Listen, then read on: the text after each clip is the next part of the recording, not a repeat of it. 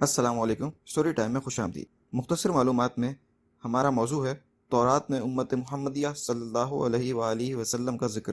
حضرت قتادہ رضی اللہ تعالیٰ عنہ کا قول ہے، حضرت موسیٰ علیہ السلام نے اللہ تعالیٰ کی بارگاہ میں عرض کی کہ الہی، میں تورات میں ایک ایسی امت کا ذکر دیکھتا ہوں جو تمام امتوں سے بہتر ہوگی، لوگوں کو نیکی کی دعوت دے گی اور برائی سے روکے گی۔ الہی، اسے میری امت بنا دے۔ اللہ تعالیٰ نے فرمایا کہ وہ تو میرے محبوب محمد مصطفیٰ صلی اللہ علیہ وآلہ وسلم کی امت ہے۔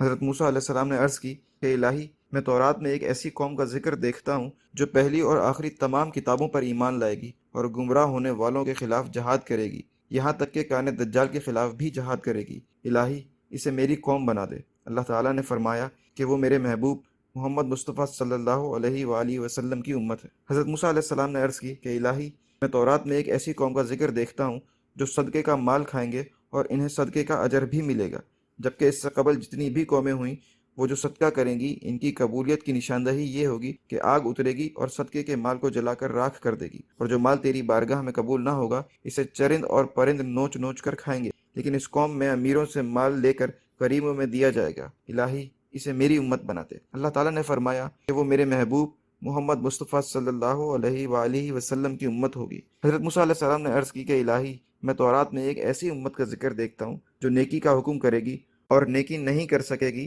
تو پھر بھی ان کے اعمال میں 10 سے 700 تک نیکیاں لکھی جائیں گی۔